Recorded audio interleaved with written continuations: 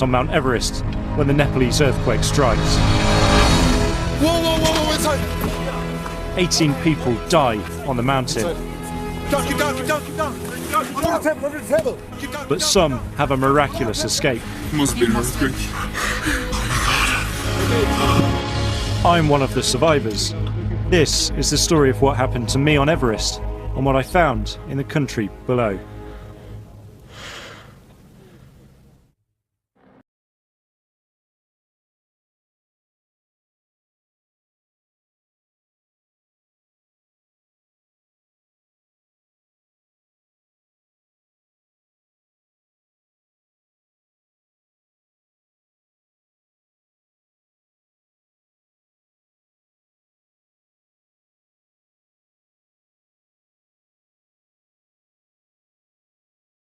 And this is the view from my office. I'm here to film the British Army Gurkhas as they try for the summit. So we're now heading over to the Gurkha expedition tent. They're a very friendly bunch, so we're going to say hello to them.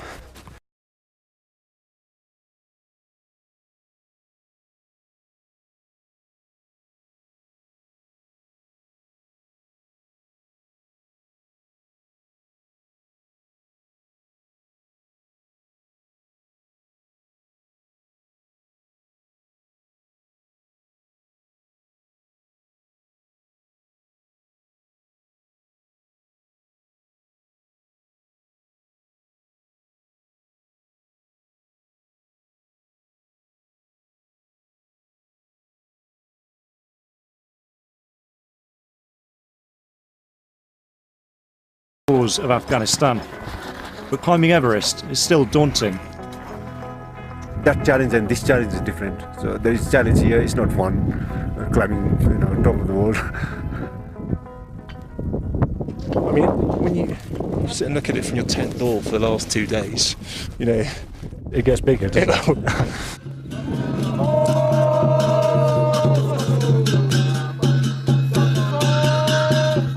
The Sherpas are our guides and protectors.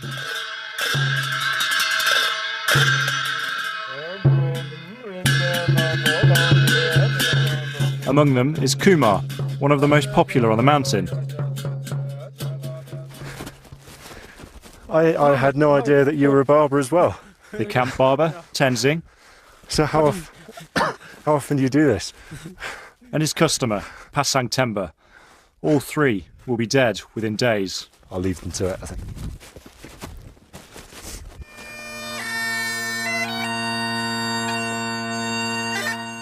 The next staging post is Camp 1. To get there, we have to go through the infamous icefall. 16 Sherpas died there last year.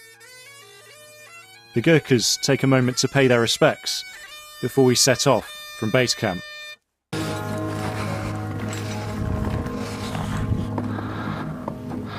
It's a 7-hour climb through a glacier riven with crevasses.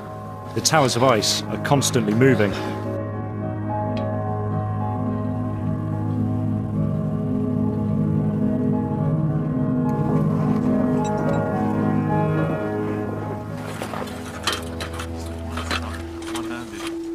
The Khumbu Icefall is split into loads of different crevasses, and a way of getting across the crevasses is these ladders. There's quite a big drop down there.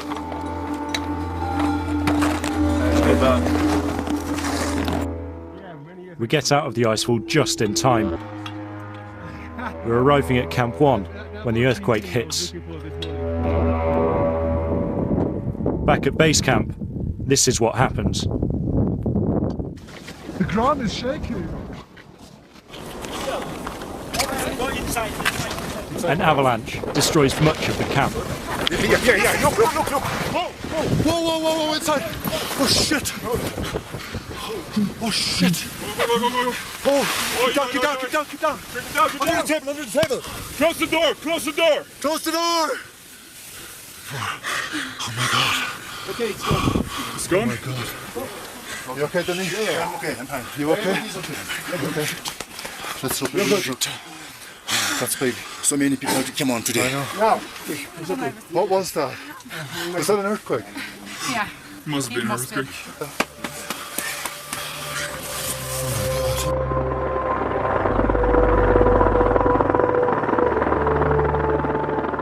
18 people die at base camp. These news pictures show how the injured were rescued and how the most severely injured were airlifted out.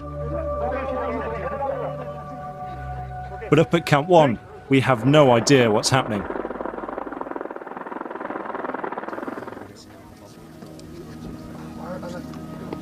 The avalanche has cut us off from the rest of the world. It sounded not like a avalanche that I know of. More along the line of like a lot of avalanches coming from all directions all at once. And then the whole ground started to move. Everything started to shake and shake and shake and shake. It's the worst disaster in the mountain's history, and we're trapped halfway up it. The avalanches keep coming. The ones below us are not dangerous. The ones above are. Our guide shouts a warning each time. One below, one above. You can hear the snow and ice thundering down the mountain. Two below, one above. Take a picture of me looking scared in the tent. You don't have to. Turn the camera around and look at me. I never thought we'd round up one before yesterday.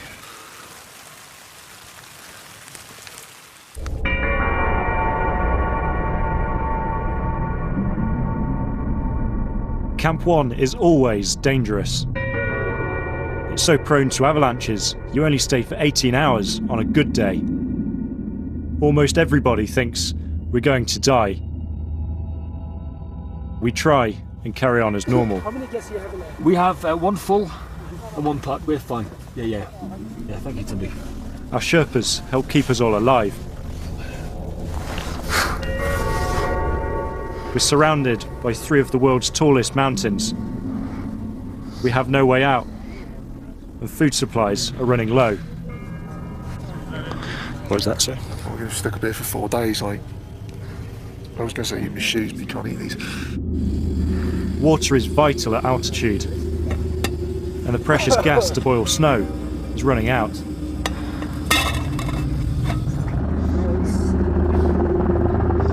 It's 24 hours before we see our first helicopter. A few climbers are rescued. Then the weather closes back in. The Gurkhas take control. I think if we drop a list of who's getting out of the way, chopper-wise, then we can have a look at who's remaining. We're stuck for another 24 hours as avalanches come down. Then another helicopter gets through. I'm on my way.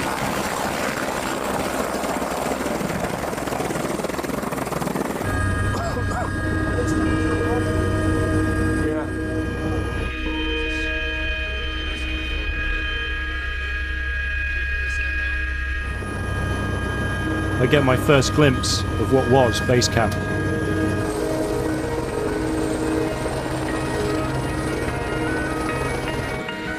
It's unrecognisable from what we left behind. Amongst the random objects strewn down the mountainside is an old sofa. It allows me a moment's rest.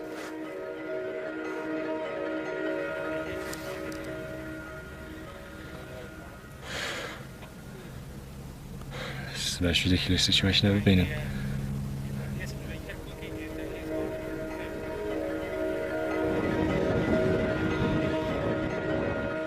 The area where the Gurkhas had left their tents has been wiped out. Those near it are either dead or injured. We just knew how bad it was because we looked over to the Gurkha camp and it was flat. There was nothing, it was just nothing.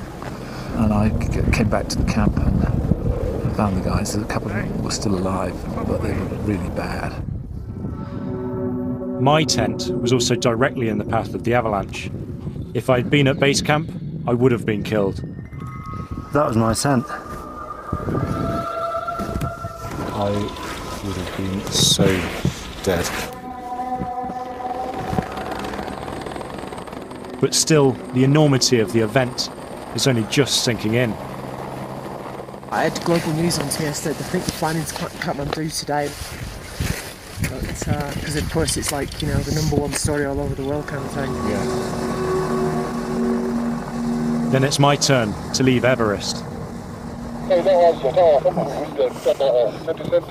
Yeah. Yes, I'm going to send Tom now, and I'm going to send the bags. Okay, cheers.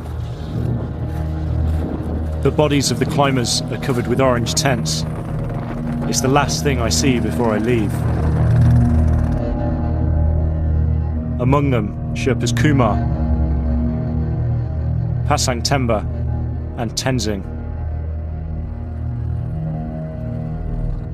Away from the mountain, the devastation is far worse. More than 8,000 people have died.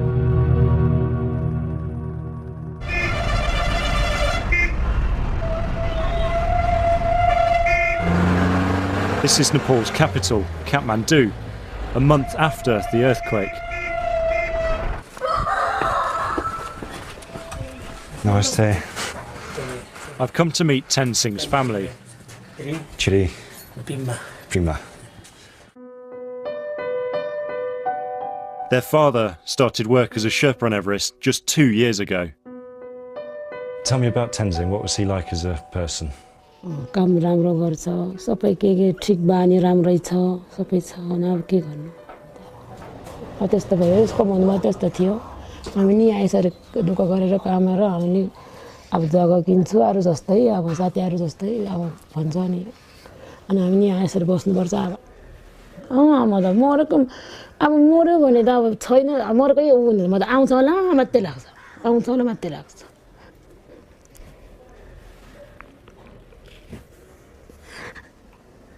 मर्न वाला फर्केर आउँछ मात्रै लाग्छ गो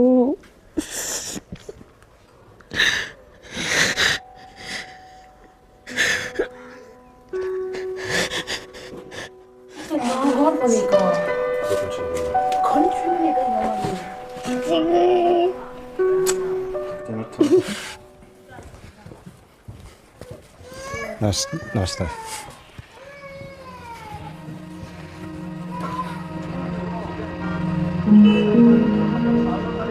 Whole neighbourhoods have been reduced to rubble.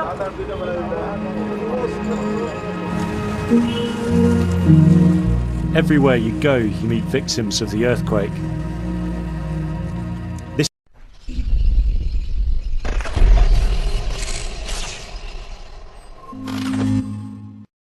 is the spot where 7 of Amila's family members died.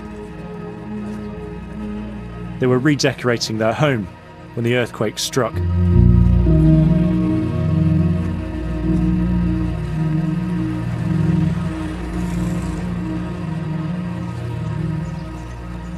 This is, I believe, the first time they've been back to the site where their family lived. It's not exactly going to be easy for them.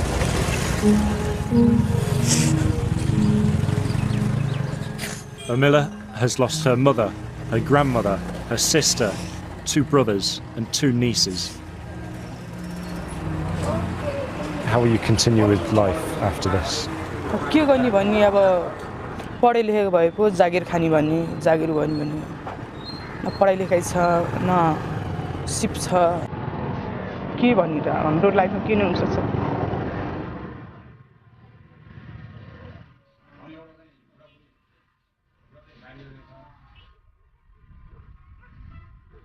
The buildings still standing are often dangerous.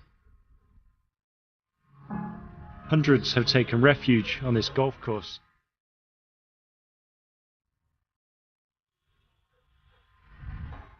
Many rely on charity and foreign aid. We need him. We have 2 babies. I have 1 job. We need food. These people have lost so much, but they retain their hospitality.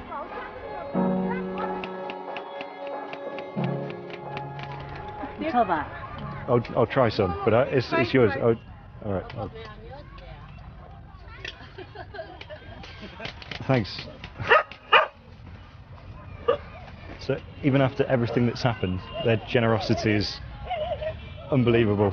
Just offering me food, and these guys have got to stay in tents, and they're still trying to help me out.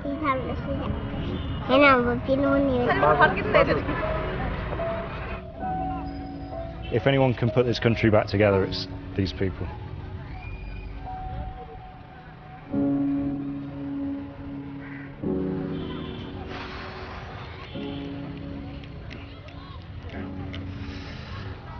I'm normally pretty good with words, but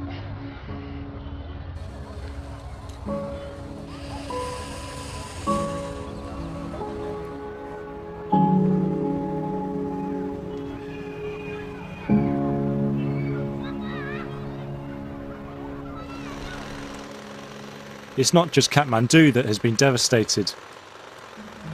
Much of the country is in ruins.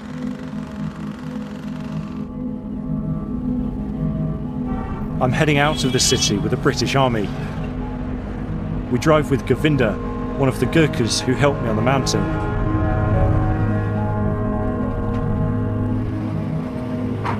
So at the moment we're trying to catch up with a couple of Gurkha Land Rovers to go to the village of Preeti to deliver aid. It's the first time aid's been delivered in this particular place. We're heading to a remote region which was hit by a massive aftershock. It's a grueling 48-hour journey. Every town and village along the way has been severely damaged. This is the town of Juri, and almost, well, as we drove up, every single house we saw has been either destroyed or cracked to a point of being condemned. It's painfully slow going for our aid convoy. At the moment, they've got a flat tyre, and they're doing what the locals seem to do best, is repairing on the move.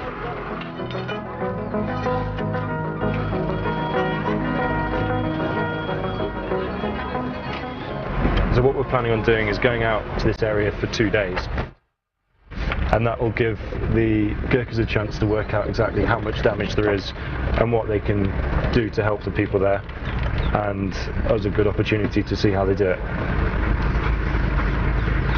And we've stopped already.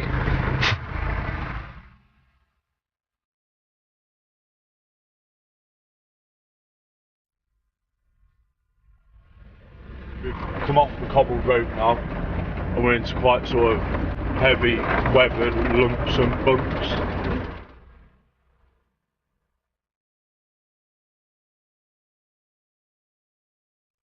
As the roads get worse, the aid lorry struggles to make it up many of the hills.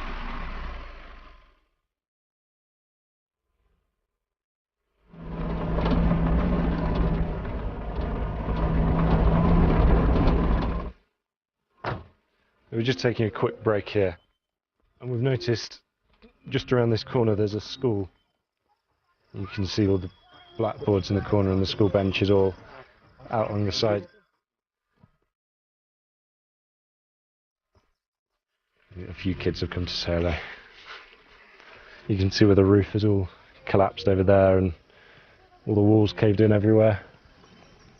There's still all the textbooks and bits of maths paper and all sorts lying in there. More than 1 million pupils have had their classrooms wrecked. There's 8 classes in this school, so how they're going to teach 8 different groups of people, I'm not sure. That's it. 2 benches in a tent.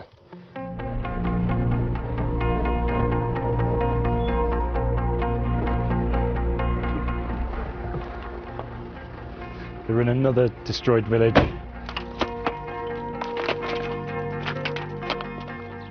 Slowly trying to demolish their homes so they can start again from scratch and use the building materials that they've got left.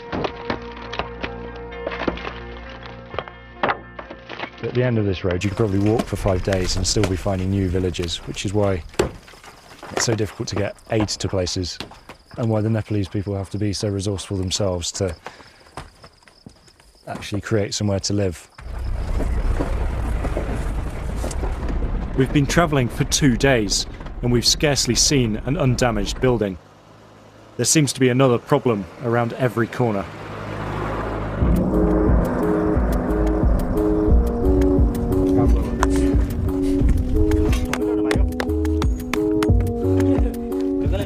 The Nepalese people are rebuilding the country stone by stone. The further we go away from the main road, the more people are helping themselves. And this is rebuilding the road so more supplies can get to them and so more people can help them. It's quite ingenious the way they make it. They just hammer rock straight on top of the dirt.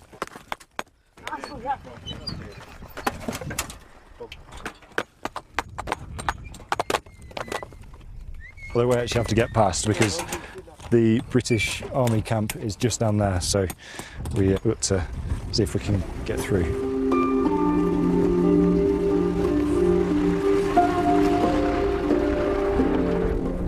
We're just heading on the final stretch to the village of Preeti.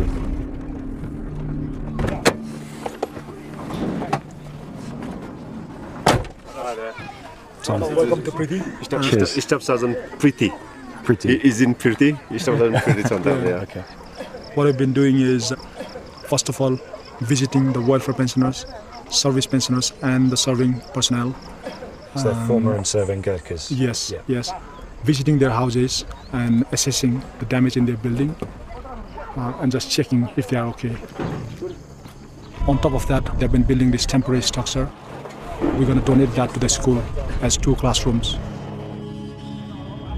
The building is also being used to show the villagers how to construct their own shelters. Obviously, you already seen how resourceful the Nepalese people are. If they see, then they will copy very easily. The old school is too dangerous to use. These buildings will get pupils back in the classroom. Every day, 2 or 3 shock are coming, and they are very much terrified, they are very much afraid. And we only console the students, make them enjoy and forget the fear in their mind and restart their study.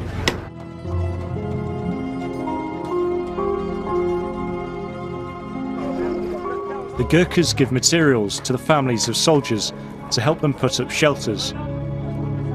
But it's a race against time. The monsoon rains will soon make building impossible. 1,400 houses have been checked in the area. Not a single one is safe to live in.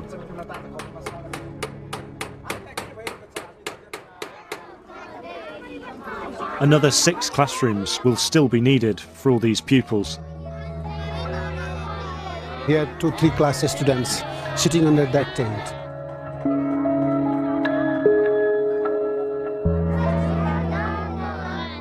The Gurkhas are moving on to another remote village, and so am I.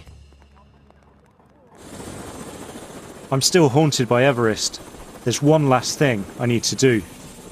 I want to visit the family of Kumar, another of the Sherpas who died on the mountain.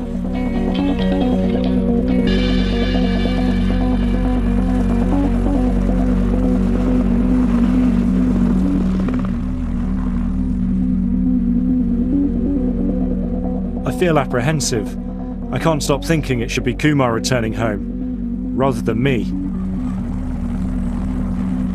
Kumar's widow, Pancha, is waiting to greet me.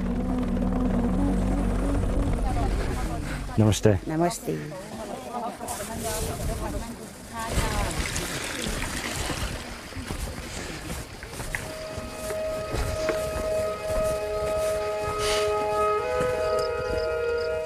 We walk 2 miles up the valley. Her home is perched on a hillside. It's a different world from Everest. This is somewhere Westerners almost never come. How did you find out the news Kumar had been killed?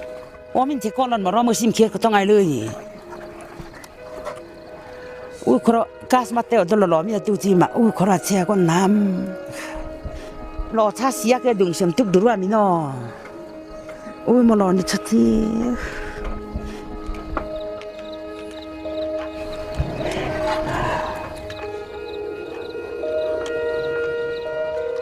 Pancha is surrounded by her family.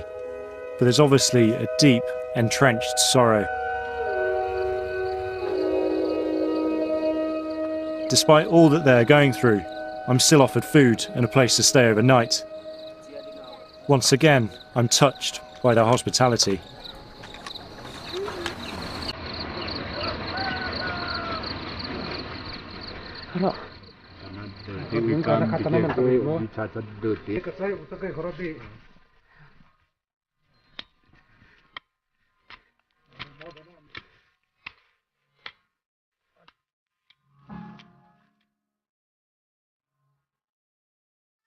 You spend time with the Sherpas on the mountain, but you never quite know where they come from, their families. They're just, you know, a friendly face that wakes you up in the morning and takes you up the hill.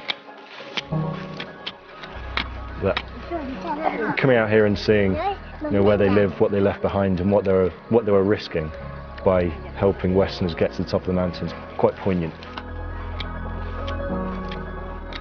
They're leaving all of this behind, and you never quite appreciate that until you get there.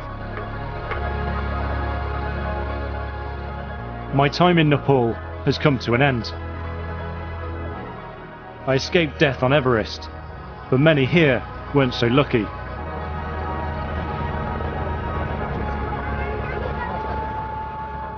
And for those left behind, the struggle to rebuild their country is only just beginning.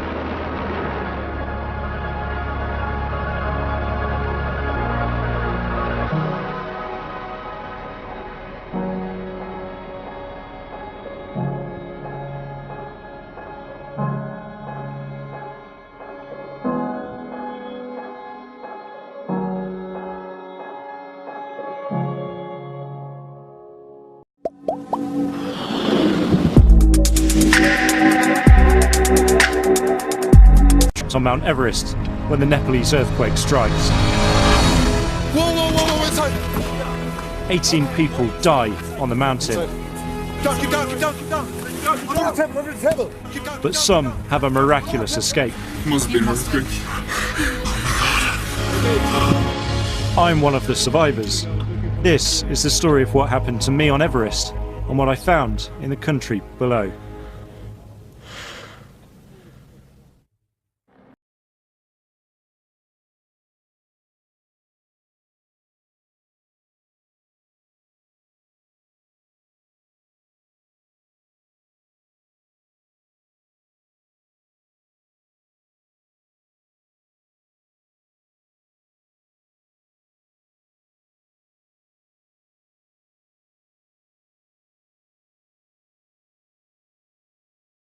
And this is the view from my office. I'm here to film the British Army Gurkhas as they try for the summit. So we're now heading over to the Gurkha expedition tent. They're a very friendly bunch, so we're going to say hello to them.